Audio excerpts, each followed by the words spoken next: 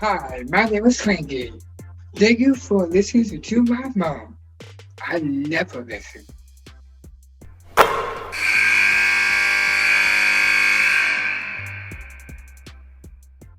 That's right. Fresh off of 200 wins, head coach Beth Cunningham, Missouri State, one of my favorite people in the game. Coach, thank you so much for being with us on Nothing But Net. Thanks for having me, Debbie. Come on now, what was 200 wins like when you got home, when you had to celebrate with all Team Cunningham? Because I know you celebrate with the team, but then there's the other team.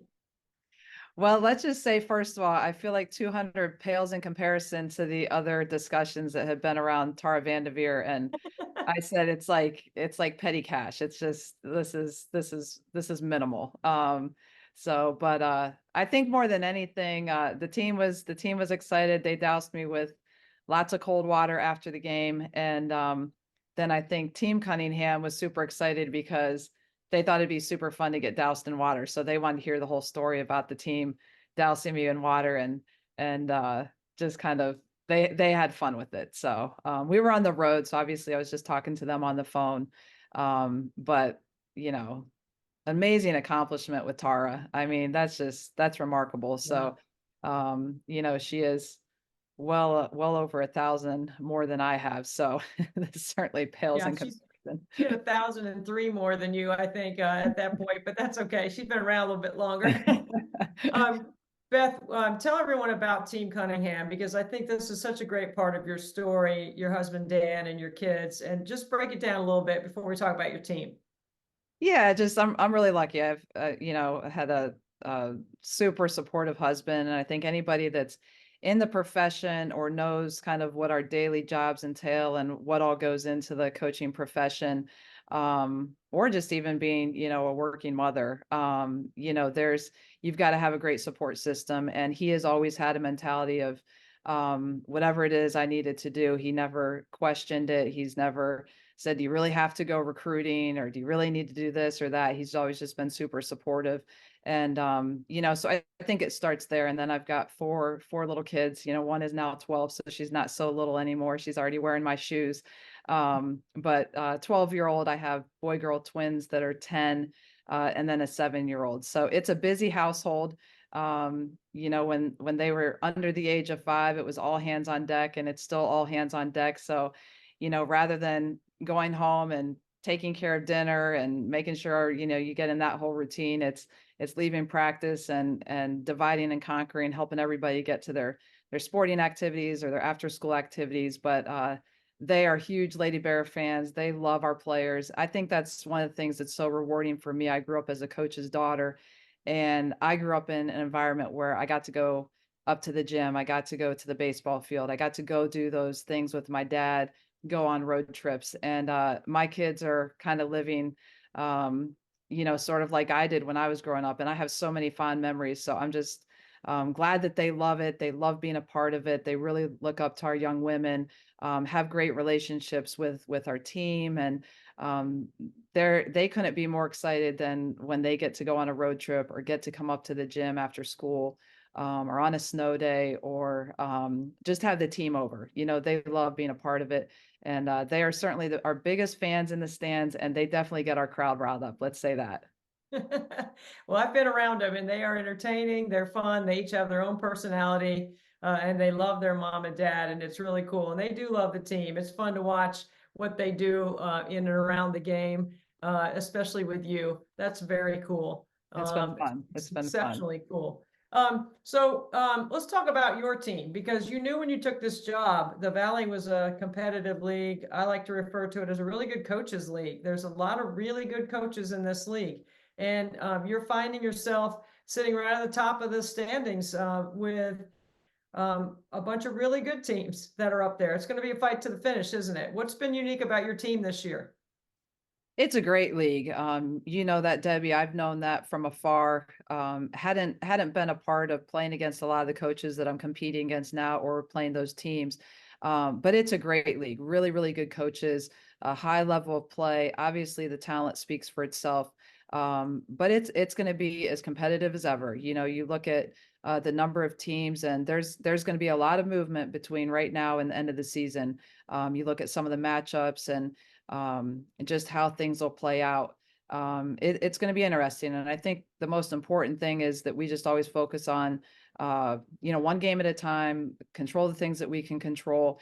You can't look too far ahead. You can't look in the past. You just have to stay focused on task at hand. But in order to win the league, to be at the top of the league, you consistently have to be really good every night, because every night it's a ball game. Certainly the league has proven that anybody at any particular time can win. And I know it sounds cliche-ish, but you look at the competitiveness of our league, and it certainly holds to be true. So I'm excited about our team. We have brought in 8 new players this year. You couple that with 6 returners, only 4 of really which played significant minutes for us. It's second year with another very new team, and so I really like where we're at right now. I think we've had a ton of growth. We have 5 freshmen. 3 of them have really been impacting us as of late, which has really changed us, given that us additional depth. And then you look at a couple transfers we brought in, along with some of the returners we have. I just think we're gelling at the right time, and we're definitely moving in the right direction, as sort of trending to wanting to be playing your best basketball late in the year. You've been a part of some incredible winning teams at Notre Dame as a player and as a coach. You've won some national championships along the way, played in multiple Final Fours. You've done a lot of everything, Beth. The landscape of the game today, I'm curious, like your take on being at a school that's considered a mid-major, dealing with the transfer portal, more importantly than the money, but dealing with the transfer portal and trying to recruit your own players, recruit new players, find some balance in all of that. How do you get your team to build that kind of chemistry so that you're clicking when you know that there could be so many interchangeable parts every year? Well, the landscape, no question, it has definitely changed. And so whether you like it, you don't like it, you agree with it, don't agree with it, you have to be able to adapt. And so I think that's probably the biggest thing that I've tried to do, is just adapt, and the landscape is what it is, and try to do the best you can with building your team every year. In a perfect world, I would love to have 4-year players that you can teach and grow, and they develop in your system. But I also love the fact that we can supplement with needs that we have, and that's one of the things we were really able to do this year, is bring in an impactful freshman class. You couple that with a really, really good group of returners that still we're fairly young. We don't have any seniors on our team this year, and then we're able to supplement with some transfers in some areas we had some real needs, and so it's certainly a balancing act, but you try to adapt and do the best you can, and then ultimately just want to find really high character kids to bring into our program. And then I think when you're able to do that, you find a group of kids that are willing to be about something bigger than just themselves. And it certainly takes time, but we have a great uh, chemistry, cohesion amongst each other. Kids that really, respect each other, work hard together, some great personalities, I think have a lot of fun together. And you just try to do the best you can in terms of building. And every year is a challenge, regardless how you do it. So I think just trying to adapt once you get your group of young women together. So I want to remind you of a special night in October of this year that involved these people right here. Can you see that? Yes. Okay, so in this photo that I'm holding up is Jackie Stiles, Beth, and Melody Howard. And Jackie and Melody would be 2 of the great names in the history of Missouri State women's basketball. That was a special night. It was started with a little party before we played some trivia, and then you had an auction and a fundraiser, and you allowed me to MC and speak at it. It was really a fun night. When you put those kinds of events together, what do you think your team comes away with from being around the greatness of Jackie and Melody, and then spending time with some donors and some people that can definitely have an impact on their experience at Missouri State? Well, I think you walk away from that, it's just such a first-class experience. We were able to have, be lucky enough to have you come in as the MC, and that was a huge draw from our fans. Is they're very knowledgeable about women's basketball. They've been such great supporters. So they love having somebody who really has been in the game and understands and knows the game. So when you came in and spoke and emceed the event, that was a huge draw for us. And then Really fun. you look at, obviously having the two all-time greats here, with Melody and Jackie, and two different different groups of teams that came through with them. But really those guys, along with Cheryl, really set the standard for the success of the program and to the foundation for it to be built on. And so I think our kids just walk away having an opportunity to interact with them, to have the opportunity to spend some time with you, to have some really impactful people from our community and around our state that were at the event. I think you walk away and it's like, this is as first class as it gets. I mean, it was an unbelievable experience. Our kids really enjoyed it. I know that our fans did, our donors. I think it's just, you walk away from that and, I think it's hard not to think that this is as good as anywhere.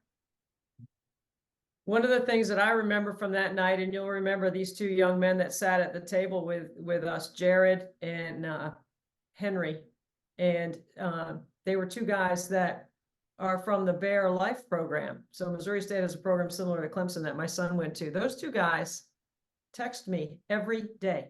I finally told them they had to text. They can only text me once a day. Once a day, because they were texting me every day to be like, how are you? How's your day going? What are you doing? Where are you going? What's going on next? And they're just so they were so happy to be included and be involved. It was a really great invite by you. And they text me when they're at the game. So like my house, I got scouts all over the country that will text me and let me know what's going on. These guys are on it. It's fun to watch. It's fun to watch That's them great. love the game through your team. Yeah, no, it's great. We have great support and they're just two great examples of that. And, we love our fan base. The community here really supports us and we have a great atmosphere at our games. And, it's been a lot of fun, but they're just two great examples of that, of how supportive and what great fans we have. So what's coming up next? Like, what's on your mind right now for what's next? SIU, that's it. That's it. That's all you're thinking. That's all I'm thinking about. No, honestly, I mean, I think sometimes it sounds cliche-ish, but I think one of the things that I always learned, whether it be as a player, as a coach, is just you can't dwell on what's happened in the past and you can't get too far ahead of where you're going. Certainly you have goals and aspirations and things you want to accomplish.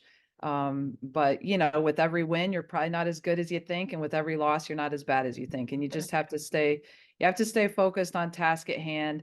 I certainly understand it. You preach it to our kids. It doesn't matter who you're playing. Every game counts the same amount in the conference play. They all count the same. So regardless what records are, regardless who's on a winning streak, who's on a losing streak, whatever the case may be, you've got to go in and you've got to perform every night. And so quite honestly, it's focused on task at hand. So we play, in 2 days, we play, SIU at their place. Always difficult going on the road and winning regardless who you're playing. And they're always a team that's been really difficult. So to be frank with you, that's it. That's all that's on my mind. Yeah, I know that's what's on your mind. Probably a little after school homework and probably a trip to a basketball practice driving one of those kids. Beth, thank you for being with us. You have such a tremendous basketball fandom and place and history, and you're the perfect person to be there to take it to the next level. So we wish you well, and thanks for being with us on Nothing But Net. Appreciate it, Debbie.